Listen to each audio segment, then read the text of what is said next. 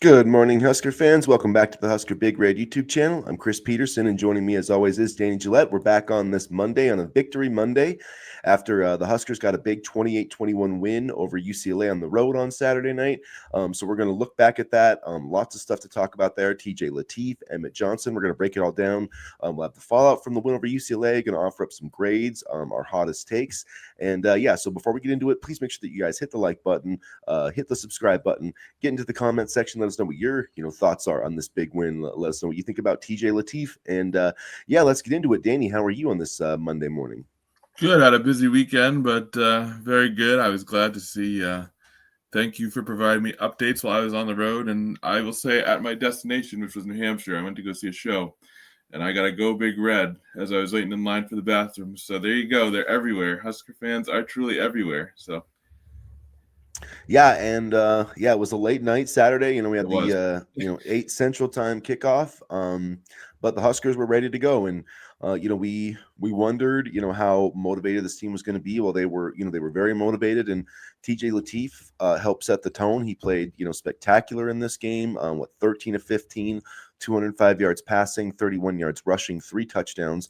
Had more touchdown passes than incompletions. So I have to say, I definitely have to eat some crow on TJ Lateef. He played much better than I thought he was going to play. We talked about him being more prepared and having the reps as the starter last week, and that was going to help him. But he definitely played much better than I thought, and he is more advanced than I thought he was going to be. And I think it's going to be really interesting to see how this season finishes up because if they beat Penn State, they have a bye week this week. If they beat Penn State, if he finds a way to beat Iowa, man, and they win a bowl game with this kid, like I don't know how you don't have a quarterback, controversy or at least a conversation about who should be the starter next year. And I know that's really early to have that conversation, but the way TJ Lateef played on Saturday night is not typical from a normal freshman. I mean, I think he had the 2 incompletions and at least one of them was dropped. So, I mean, he nearly played a perfect game. I think he had the highest rating of any Husker this year by Pro Football Focus. So, and I always take those with a grain of salt, but Yeah, I do too. But there's nothing, I can't find a single negative from his performance on Saturday night. I mean, rewatching it, it was, pretty much flawless. So, great job by him. Great job by the coaching staff. Great job by the players. The offensive line, Emmett Johnson, the receivers. I thought yeah, everybody stepped up. Like Matt Rule said they were going to, like we all said they needed to make things as easy as possible for TJ Lateef. But boy, he sure made it look easy, and that was one of the most impressive performances I've seen from a freshman quarterback in a long time, especially in Nebraska uniform. I haven't seen a freshman play that well since Taylor Martinez. and shout out to the offensive line. We kind of ragged on them, especially after the Minnesota game. But since then, I believe they've really turned a corner in terms of protection and blocking. Of course, many Husker fans will say, "Oh, Turner got, he struggled with the block that got Dylan hurt in the USC game and blah blah blah." But by and large, this offensive line has played a whole lot better over these past couple of weeks, and there's been a marked improvement there. And I thought with so many injuries heading into Saturday's game, the way the offensive line played on Saturday night was spectacular. Yeah, 0 sacks allowed, 156-yard rushing.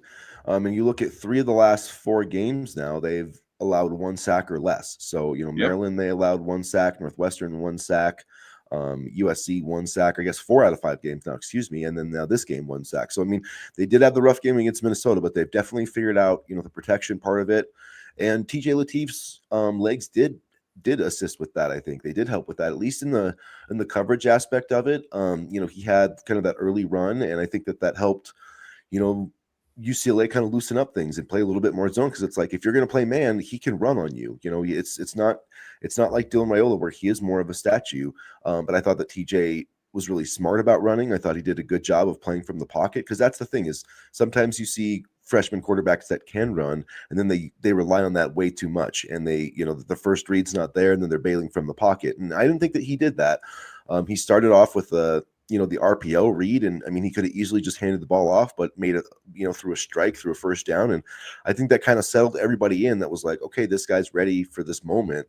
And then beyond that, Emmett Johnson just had one of the best games we've ever seen from a Nebraska running back. He's the first Nebraska running back ever, I believe, to have 100 yards rushing and 100 yards receiving in the same game. And you think about all the great names that we've had at the Yeah. University of Nebraska at running back. I mean, that's pretty special.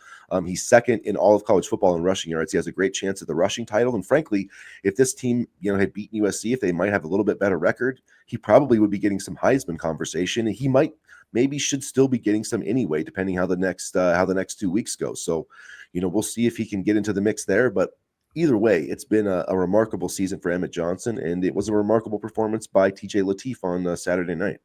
And I'll eat crow on Emmett Johnson, too. Not only has he lasted the majority of the season, but he's also getting better, it seems, as the season goes on. So I'll eat crow on Emmett. We were talking, especially after the Michigan game, that he wasn't necessarily the explosive, dynamic back that we wanted. Well, I think he's kind of shut us up over the past couple of weeks.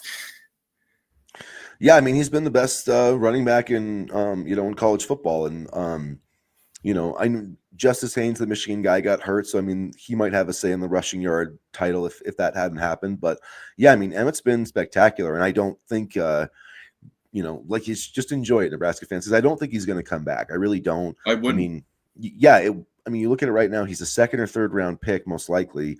I mean, that's kind of the buzz. I think if he plays like he has the past few weeks, that's only going to continue. I mean, he can block, he can catch the ball.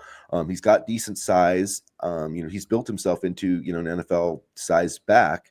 And the other thing is, like, do you want to, you only have so many carries, and do you want to waste those carries?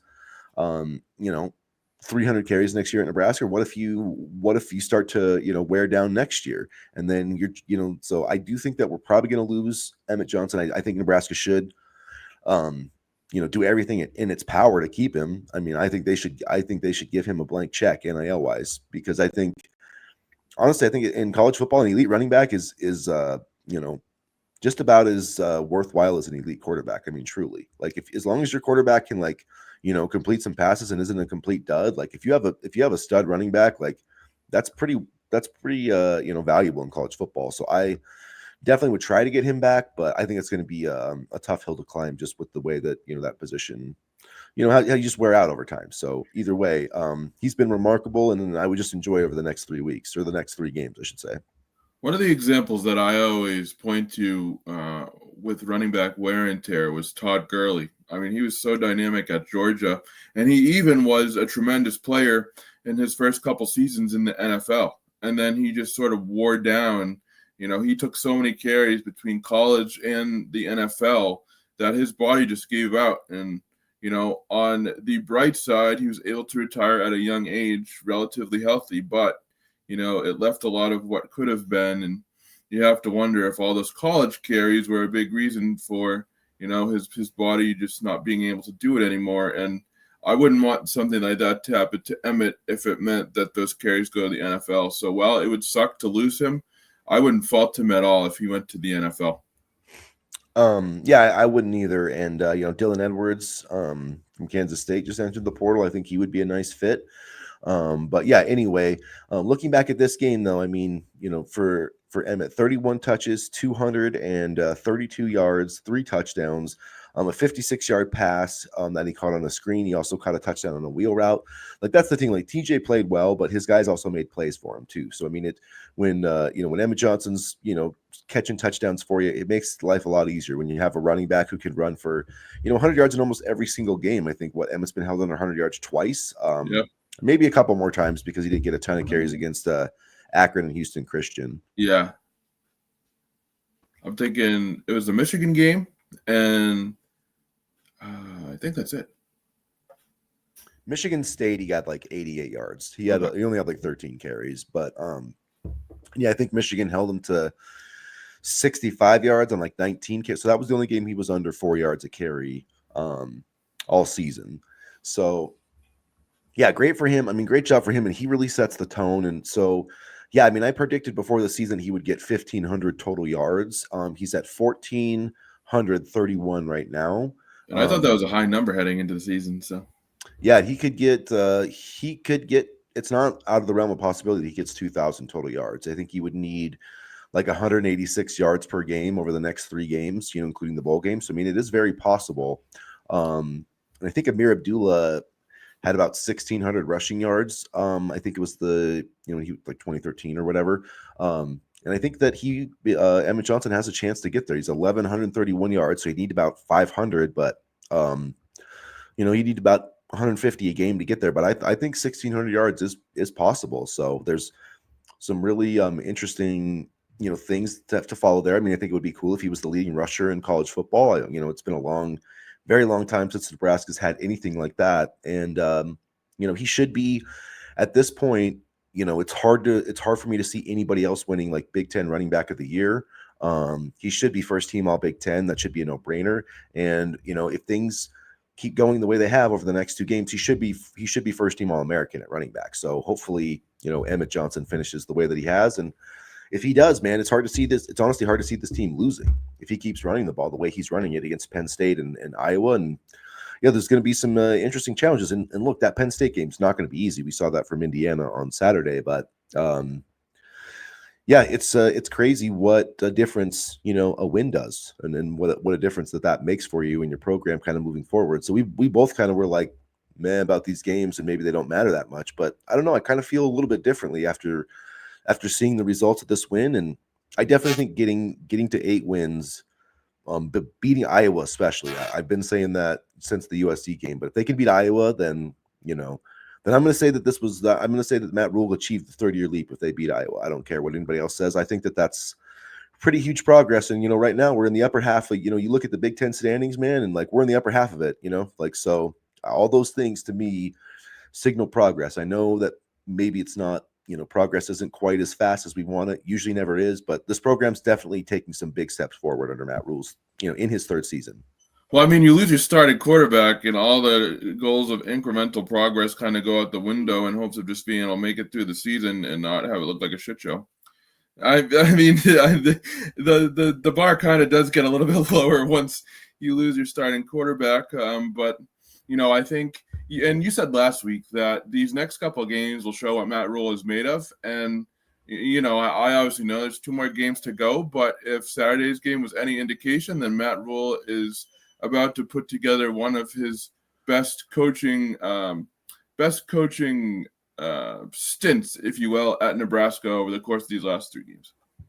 Yeah, I mean, they they were an underdog against this team, and so there was a lot of. It would have been very easy for these guys to be like, well, we're out of the playoff mix. We have to go on this trip. We got our backup quarterbacks, it's freshmen. It would have been very. There was plenty of excuses not to get up for this game or to lose this game, and winning in the Big Ten on the road is very, very difficult. I don't care who you are. I mean, Ohio State mostly took care of business against Purdue, but it wasn't, they still had some issues, and Indiana played a team that hadn't won a game and needed a last-second touchdown to win. And then you look at Washington, was also on the road against a team that hadn't won a game in the conference, and they lost. So 2 ranked teams, nearly both of them lost against teams that hadn't won a game in the Big Ten. So that shows you that it doesn't matter who you're playing. Every single team in this conference is capable of beating you. And for Nebraska to go out and play like that and to get a 21-point lead, I understand there's some frustration, giving it up and yada, yada, yada. But I mean, that's just the other guys get scholarships too, and they're not going to go down without a fight. And so I'm not really worried about that. It's the final result. They got the win. And I think this was one of Matt Rule's best wins. I'm not going to say it was his best. I probably, maybe Colorado, like maybe Cincinnati, but I definitely think it's in the conversation. And I think we're going to look back at this season and this victory as, I don't know, I feel like it's going to be sort of a turning point for this program because I don't know, when you really think about it, 7-3 and 6-4 feel a lot different. And so I just think this team has a whole different vibe to it after the way they played at UCLA, not just because they won, but how they won. I know it was 28-21 at the end, but I mean, these guys, they got up 28-7. Like that's some of the best football, some of the most clean football I've seen from Nebraska. That's some of the most competent football I've seen from Nebraska in a long time. I mean, they're not ranked right now, but they looked like a top 25 team on Saturday. They just, like, if you just looked at the eye test, they looked like a team that should be ranked. And to do that with a true freshman backup quarterback, like, I just thought that was pretty impressive. So I really, Matt Rule, Dana Holgerson, all those guys, tip of the cap. They did a tremendous job and they deserve their flowers for it, or they really do. Yeah, and when you really think about it, we've been on the inverse of all this time of year. 3-7, 4-6. I mean, and the way that they were able to, kind of really get the guys up for this game, not only in terms of just getting the formations and getting the plays right and things like that, and kind of mentoring Lateef, but also just getting them up after a heartbreaking loss to USC. And everybody kind of knows in the back of their mind that they're out of the college football playoff picture, and yet they fought and they battled as if they were the top ranked team in the country. So shout out to the coaching staff for helping get the players motivated to play this game. And I understand some people say, oh, that's their job, like they should be blah blah blah, and I'm sure you've experienced this too. It's not easy when you're out and you still have to go up and fight for the rest of the season, and they definitely did that. Yeah, and what I think that shows is not even necessarily like a good job this week. I think it shows how healthy Nebraska's culture is. Like, this was a culture game. Like, this is a game where if your culture sucks, like, people start pointing fingers at each other. They start worrying about, oh, I got to get my, Dane Key. I got to get my stats up for the NFL draft. Yeah, or, you know what I mean? yeah. Like, you see that stuff happen all the time. And so for this team, the leaders on this team to come out and be like, no, man, this is an important game. Like, we're not going to be the same old Nebraska that loses out, that goes 1-3 in November. We're not going to be that anymore. And you could feel that. You could feel that from Emmett Johnson on down, and those guys, even TJ Lateef, like, he took ownership of his position. And I love the fact that all week Matt Rhule was like, we're not going to change the game plan for this guy. Like, he can play this position, and I think they instilled confidence in him. And that's what you need to do as a coach. It's your job to put your players in a position to be successful, and then at the end of the day, it's up to them to do it. And like I said, tip of the cap to this coaching staff. But more than anything, I think this win reflects that Matt Rhule has built the culture that he needs to build at Nebraska to win. Like, this, more than any other game that we've seen under him, I think shows that the culture's here. We've got that part of it. Now we just got to keep developing the talent and like keep moving it forward. But that's a huge piece of it. And that's kind of a test you can't really manufacture. It just kind of comes up, like the adversity. Like, what are you going to do when adversity strikes? And this was some true adversity. And it would have been very easy to be like, well, let's play out the string. Like, I'm going to take care of me. We'll get to a bowl game, like whatever. But that's not what this. His stats, yeah. Yeah, that's not what this team did. They came together. They rallied around their freshman quarterback, and I'm excited to see what they're going to do, over the next 3 games. I wasn't that excited about the closing stretch coming into this game. I was like, yeah, but the way that these guys rallied together and the way that they played, like, that made me excited again for these last 3 games. And I was wrong. There are things to play for, because, man, if this team wins 10 games, 9 games, like, it's going to be pretty hard not to say that they took the third-year leap under Matt Rhule. I don't care that they didn't make the playoff or whatever, because you look at, man, 5 wins, then you get 7 wins. If they get to 9 wins, like, that's like, how are you not excited about that? I don't care who the wins are against. Like, this program is it's starting to feel like a real college football program again, like, it really is. And that's just how I felt on Saturday night. And I think that I know everybody's shaky about the money and everything that Matt Rhule's making, but I think he's going to be here. It's really not our money. Exactly. I don't care. But it's really not.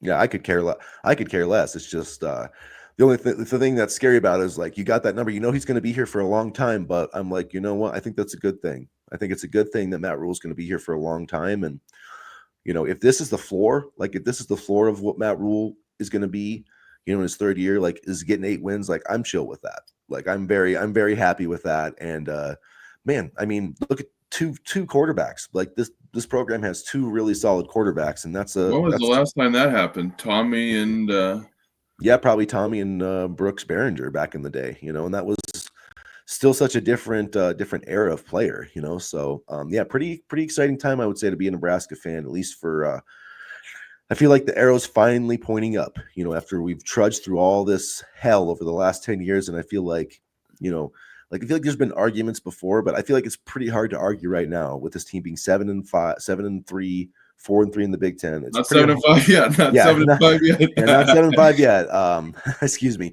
7-3 overall, 4-3 in the Big Ten. I mean, that's progress. I don't care how you look at it. But I saw some predictions this morning to the Las Vegas Bowl, the Music City Bowl. So I don't know about you, but I wouldn't mind going to Vegas or Music City, nice and warm during the winter. Although Tennessee can get a little cold, so maybe the Music City Bowl would be great. And I know Nebraska fans would show up to Vegas. I mean, who wouldn't want to? They would. I got I still have my sights. I'm still holding out hope for one of those. I I don't know if they're on New Year's Day this year. The way it works out, it might be December 31st, but like the Citrus Bowl, the Reliacless Yeah, Bowl, I that's think the still real, very much in play. Yeah. yeah, I think if we beat Iowa, I think if we beat Penn State and beat Iowa, I think we'll be in one of those two games. And then it probably depends what happens with Michigan and USC a little bit too. If one of those teams like sneaks into the playoff or not. But either way, man, if we played like the Music City Bowl against like a top 25 team from the SEC, like that's what I care about. I don't really care about where we play. I care about who we play, and I want to play a good team. I want to play a ranked team in a bowl game because like I want to get that damn losing streak out of the way, which I think we're going to do against well, I don't know if I was going to be ranked now. Probably not. No, So but yeah, it's probably going to have to be in the bowl game. So hopefully we get the chance. I mean, Iowa did play well though, and but they still have to play USC. So unless they upset USC, they're probably not going to be ranked. Iowa was Oregon's toughest game. Well, besides Indiana, Iowa was Oregon's toughest game of the year.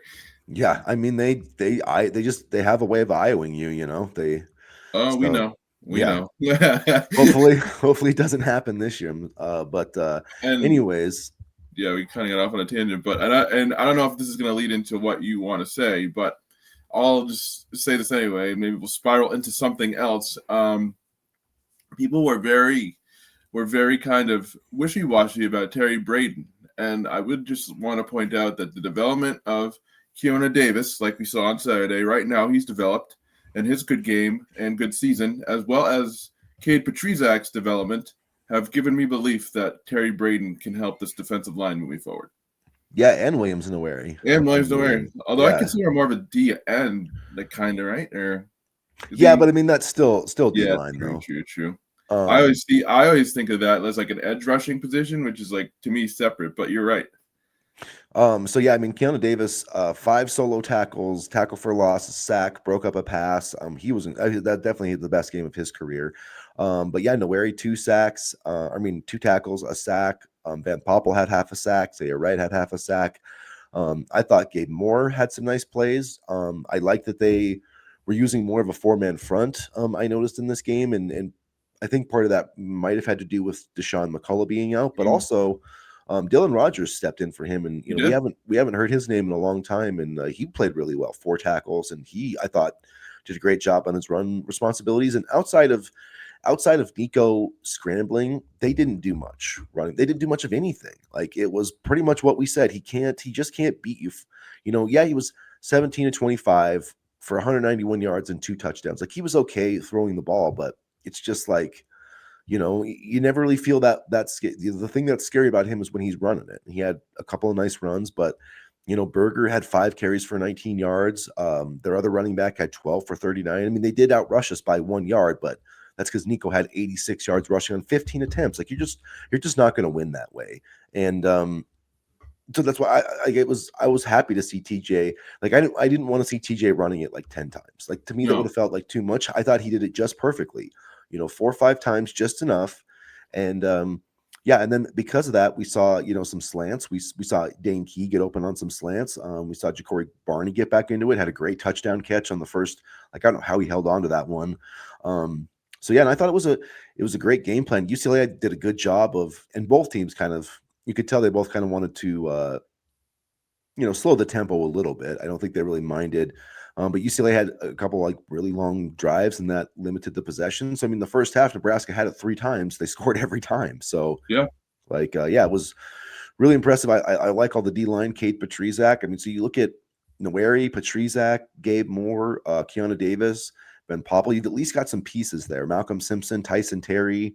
So I feel like the defensive line maybe is not as in bad of a situation as we think it is. They just need to get like a big time nose tackle, like a Nash Hutmaker who can occupy blockers, who just can do that dirty work. That they're missing that guy. If they can find a guy like that in the portal, I think this D line can actually be pretty good next year. who doesn't wrestle and then lose a lot of weight in the Yeah, offseason? That's yeah, the guy. Now, see, look, like I know people were frustrated by the defensive line this year, me included, but again, they're young, they're new with a new coach. And so I wasn't about to bench anybody or fire anybody. And I'm not saying that you were, Chris. I just saw social media and everybody like, oh my God, they suck. They're the worst ever, blah, blah, blah. Well, we're seeing development in real time. And that's not going to be, music to the fans' ears a lot of the time, but these guys can be really good. And I think Saturday was an example of where, they set themselves up well for the future. We had hope coming into the season that the defensive line would play well. Now we're starting to see it and have tangible results for next year. And I'm very happy with where the defensive line sits right now. Sure, they could be better, defending the run, but I see progress being made there, and a good job by Braden to kind of help rebuild a defensive line that lost its two main pieces in Nash and Ty last year. That's the other thing too. I mean, when we're not, a defensive line, when it loses its two key pieces the following year, is always going to have a little bit of a downturn or struggle a little bit. Never mind the fact that there's youth and you're losing Nash and Ty. So it was really a tough situation for Braden, and I think he's done a solid job, all things considered. And Saturday in particular gave me a lot of hope for next year and the future of it. Yeah, man, because you look at, Williams Noweri is coming. He's playing really well. And Yeah. you think about the jump that, you'd expect, like Cade Petrizak, Noweri, and Keanu Davis. I mean, all those guys are, Davis is a sophomore. He's a true sophomore because he played as a freshman, played in every game. Noweri's a redshirt. He'll be a redshirt sophomore next year. Petrizak will be a true. So you got three guys who are sophomores. I mean, that's like 70. If you consider Nebraska's probably going to play more four-man front. That's 75% of your starting line right there. And I know you still have Van Poppel. You got Malcolm Simpson. You got guys who can Gabe Moore. You got guys who can take up snaps. I think if you have Van Poppel and Gabe Moore is like your rotate in guys, like your third, fourth defensive tackles, I think that's a pretty good place to be. Like, I think they can play snaps. I just think they're not quite. And Van Poppel, he had a sack. Like, he played that was probably his best game of the season. And I mean, UCLA they're not that great. So I mean, there's a little bit of like a competition qualifier, but overall, I don't really care. I mean, Big Ten plays Big Ten play. So I think it's just, you get a big time tackle, and you get a pass rusher to kind of replace, Deshaun McCullough, like another twitchy edge guy. You still got Jalen George. So I think there is. I forgot about Jalen George. Some reason. And then Vincent Shavers is going to be, even better next year. You got Dylan Rogers. Hopefully McGahee can step up. You got a lot of, Christian Jones, Dawson Merritt. You're going to lose, obviously, Sayre Wright and Singleton on the back end. Sayre Wright's the biggest loss to me. But, yes, I mean, if cornerback might be a need that they're looking at. Receiver, I think, potentially, running back, so like I feel like they're in a better position to, just where they're not going to be so desperate. There's going to be a few needs that they need to fill, but it's not going to be like desperation time. Like it kind of felt a little bit last year trying to get, some position like DT, and they never really found one. Offensive tackle, I think it's even going to be, better this year. So yeah, I feel like this roster is in a good place. It's going to be really interesting to see what happens at quarterback, though. So let's get into our grades, and then we'll. Well, I was going to say, before we get into the grades, you mentioned corner. One of the guys that I was just looking at the other day and kind of researching again is Bryson Weber. I don't know if you remember him. He might be able to have a big role next year and help with the corner depth. I loved him when he came in as an athlete, and so I'm really excited to see what kind of role he has next year, because I think he's a big-time playmaker. Yeah, he played well this year, and you got Sanders, Mari Sanders, Larry Tarver. You've also got Caleb Benning, but I've been waiting to see what he could do. Was it Marcus or no? What's the Mario? Mario Buford? Yeah, Mario Buford. So yeah, there's a lot of, and you can if people want to complain, I guess I'm happy with John Butler as DC, but I think his work and I am too. What's the secondary coach's name? Addison Williams. Yeah, Addison. I think he's very impressed with Addison Williams. I think he's done a very good job. So, yeah, I mean, honestly, one of those guys probably will emerge. They probably won't even need a cornerback that badly. But anyways, let's talk about the grades here. Let's first we'll talk about the offense. So 376 total yards, a really solid performance. We mentioned TJ Lateef. 5 for 31 rushing, in addition to his passing yards. Dane Key, 3 catches, 46 yards. Hunter, 3 for 37. Barney had 4 for 19 and a touchdown. No sacks. So really solid performance all the way around. 20 first downs, only 2 penalties, 54 plays overall. Yeah. How would you grade the offensive performance for Nebraska? Look, I know they struggled in the second half to score. I know there was a little bit of a drought, but true freshman quarterback on the road, young offense, uh, patchwork offensive line in the sense that so many guys were hurt. I'm not referring to their talent. I'll give them an A. You know what? They did their job. They did what they needed to do, and they took control of the game. And again, I understand there was a little bit of a lapse in the second half, but it's not easy to play on the road with the young quarterback, young offensive line. So I'll give them an A. They did what they needed to do. Yeah, I'm going to give him an A too. I mean, 361 total yards, 205 passing, 156 rushing. So you had some good balance. Only 54 plays, like I mentioned. So 6.6 yards per play Yeah. to get 4 scoring drives out of that. And, they not only did they do that, but UCLA scored to make it 28-21 with like almost 5 minutes left on the clock. And that was, it felt like to me, if they got the ball back, there was a good chance they were going to tie the game. And Nebraska didn't let them get it back. TJ Lateef hitting Isaiah Hunter for a first down. Emmett Johnson, I think they got 3 first downs, and that's what good teams do. That's what championship teams do. I'm not saying this team's there yet, but that's like when you start getting that in your DNA, that's what you do is you salt games away when you have the opportunity. Michigan did that to us. USC did that to us, and it was good to see us do that to UCLA and not give them the ball back. So that was maybe the thing I felt best about the offense. The 28 points was great, but they moved the ball when they absolutely had to. So to me, that's an A effort. Now let's move over to the defense.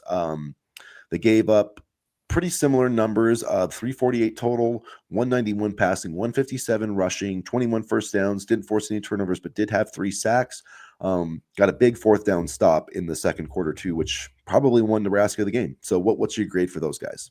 I'll give them a B. Obviously, the rushing is still a little bit of an issue, but they are what they are, and they won on the road. I mean, this is a very talented UCLA offense. I mean, when you really look at the playmakers that they have, it could have. I I was expecting a higher scoring game for UCLA, and they didn't. They didn't have it. So I'll give them. I'll give them a B. I think. But John Butler's done a good job of trying to make it all work and put it together, and he did a good job on Saturday. Yeah, I think a B seems about fair. Didn't it would have been nice if they got a turnover, but they did get the turnover on downs. They started the game with a 3 and out, and Jim Herman, who was a longtime Michigan defensive coordinator back in the 90s, he always used to say a 3 and out's just like a turnover. It's especially to start the game, and you see that a lot. You get a 3 and out, go down and get a score. I really thought that set the tone. Nebraska did a good job of holding them to a long field goal at the end of the second half. So it wasn't a perfect performance, but 3 sacks. I thought they did a pretty good job of not letting Nico run all over them. 15 for 86. I mean, he got a couple scrambles, but I thought they did a good job of being disciplined in their rush, and the rush defense was much better. So yeah, D overall, good effort, and I think some turnovers would be nice, but overall you see the pass rush starting to improve, and I think that's really encouraging going into the next 2 weeks. And building off for next year, because now now these guys are getting confidence. Now they're starting to kind of figure out some certain things to be able to rush the passer a bit more, and there were a lot of really encouraging things on Saturday, and a lot of different ways to be excited for next year as well. Not a ton to talk about on special teams. Let's see here. We didn't have, just a couple of returns from Ja'Cory Barney. Had I think a 17-yard punt return that helped with some field position. I don't know if there was a punt. I'm blanking on that. I think there was one. The kicker Kunin didn't have an attempt, so not a ton for special teams. But what's your grade for that part of the game? I guess an A. They didn't mess up. They didn't mess up. They didn't do anything, that would affect the game in a negative way. They took care of business.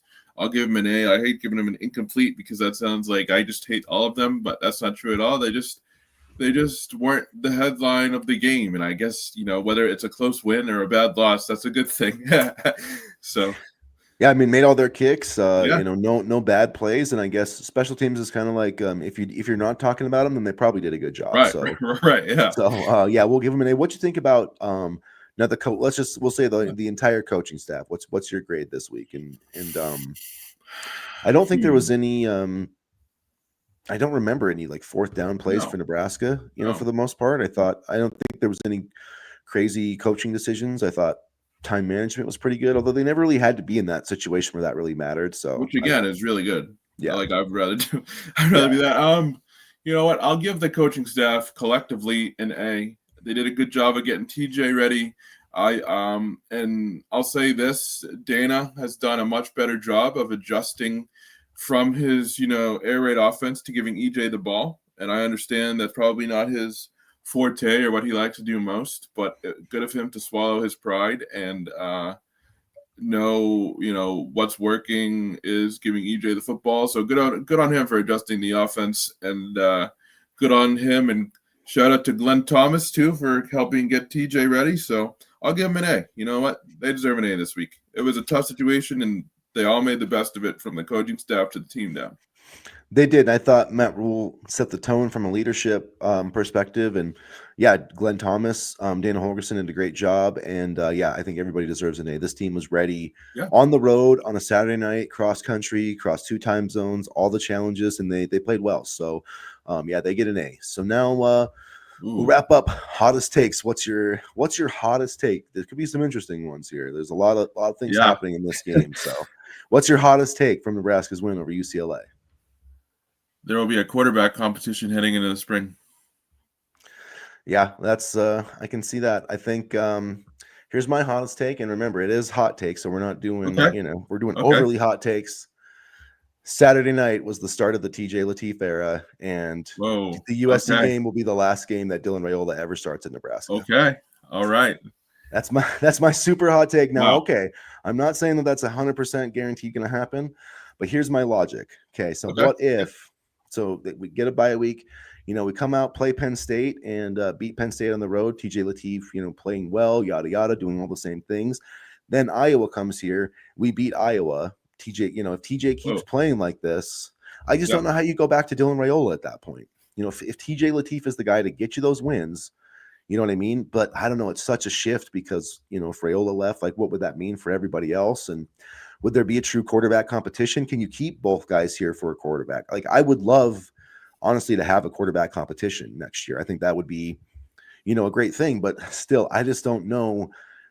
I mean, if TJ Lateef is the best guy, like that's a tough situation for either quarterback. So, but I don't know. I feel like this could lead about to a change at the quarterback position. I know there was talk of Dylan maybe transferring last year, and maybe they'll have some conversations. And after the season, they're like, TJ's winning and we don't want to take the job from him. And like, that would be interesting. What if Nebraska came to Raiola and said, hey, like, we want you as our guy. We're not going to adjust your NIL. We're going to pay TJ and we want this to be a competition. Do you think he would stay for that? Or do you think he would go to the portal? Ooh. Who, Dylan or TJ? Dylan. If they said, hey, we want you here, but TJ's earned a right to compete for the job. We're going to make it an open competition. Nobody's guaranteed anything. There's no spring window anymore. You can't leave after the spring. Yeah, so that's right. What do you think he would do? I think he would stay because I do think he loves the competition. But a couple thoughts on that, and I will say, and then you can offer your thoughts because I'm sure you have some to mine as well. I know it's only a couple games, and I understand the competition and yada yada yada. I get it, but I feel like TJ is a better fit for the Holgerson offense. Yeah, I think so too. I mean, he's just a little more mobile. And yeah, I mean, I should have. I guess those people were right who were talking about his mobility. That would help. I was wrong on that. I'll admit that. But it is just one game. I mean, this UCLA team only had 6. So, like you talk, this is probably the worst pass rushing team in the Big Ten. So yeah, but we played the worst pass rushing team in the Big Ten before, and they've looked like the 85 Bears. So that's true. Michigan State, got like 70% of their stacks against us defense. So yeah, that's a good point. Yeah, I don't know. I just feel like I don't know. I don't want to overreact, but I feel special. I feel like he's special. I don't know.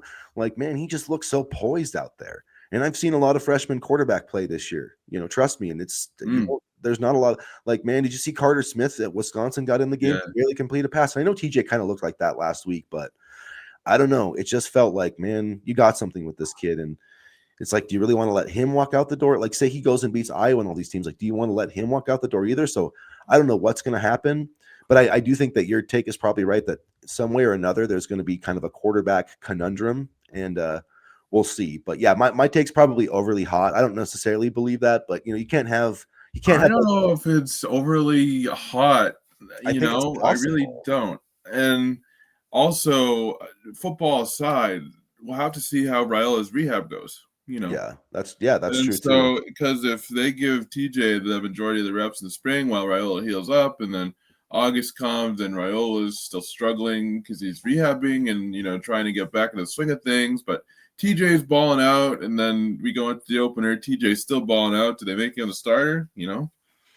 Yeah, I don't know. It's gonna get real. I mean, now if they go and if he doesn't play well against Penn State and Yeah, Iowa, then that conversation will die down. But if he yeah, wins those two games and he plays well, like somebody I know is the guy that we do not like made this comparison, but he kind of mentioned like Damon Williams did this last year with Washington. That did kind of happen, and maybe TJ Lateef will do that. I don't know. I'm just saying it's going to be, if he wins all these games and he beats Iowa, and then say like he goes to the ReliaQuest Bowl and we beat like, yeah. I don't know, Vanderbilt or somebody. Like, how do you take the job away from that guy? If we I beat don't. Vandy, that I'll be I'm your just friend. yeah, I'm just saying, and I know Oh that's yeah. far fetched, but and that's a hot take. That's what's supposed to be, is a hot take, not like not a mild warm take. So I don't know, but I just feel like there is a chance that that TJ Lateef era started Saturday night in Los Angeles. So And we'll I'll and see. I'll give a couple more before we sign off here. I think Donovan Raiola should stick around. Yeah, I do too. I think he's done a good job. But yeah, that's a whole, you got multiple Raiolas because you have Donovan, and then you also have Dayton. Like, I don't know if Dayton's going to come here if Dylan's not here, but maybe he. I don't know. Well, now we have Trey, and then if we have TJ, we don't really need Dayton per se. Not really. I mean, it would be nice to just have. I mean, numbers wise, but but It's you could. hard to keep a full quarterback room these days.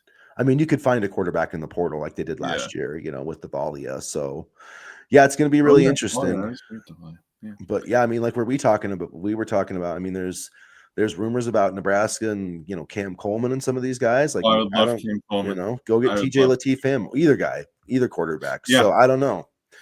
But the end of the season just got a lot more interesting, I think, with the way TJ Lateef played on Saturday. So we'll see what happens. Will we break up the Raiola family dynasty? Tune in next week. But on the other hand, though, if we can keep them both around, and maybe Yeah. TJ doesn't play well enough to like be the for sure starter, but plays well enough to like make it kind of a competition, like maybe that will help Dylan Raiola reach his true potential, and then he'll play great next year, and then he'll go to the draft, and then TJ can take over for a couple years, and then Trey can have his time. So like it all could work out perfectly, but there also could be a big controversy in a month or so. So I don't know. I really don't know how it's going to play out. Yeah, you know what? I totally want your scenario. That just sounds too perfect. That just sounds way too perfect. Yeah, he'll come out the next game, and I don't even want to say it. I'm not even going to go there. I'm not going to say anything. He's going to dominate Penn State just like he dominated this one. And But everybody will have a fair shot at the quarterback competition if there is one. And yeah, I don't want to drum up views or clicks or whatever, but it is an interesting thought, and it's something. When's the last time? And probably Tommy and Brooks, but that we could go to the backup quarterback and say we feel comfortable starting him in a game. Yeah, because I think that's probably the reason why we ran Adrian Martinez into the ground, literally and figuratively, is because we knew we didn't have enough quarterback depth. Yeah, and that's what I honestly felt. I kind of felt bad for Nico because it seems like he's UCLA's Adrian Martinez right now because they just have nothing else. So yeah. it is disappointing. But all right, we will wrap it up there, you guys. Got to get off to the day. So hopefully you guys were able to catch this, and make sure you hit the like button if you haven't already. Do us a huge favor, hit the subscribe button. Let us know what your hot takes are. Let us know what you think about ours. And as always, go Big Red. Go Big Red.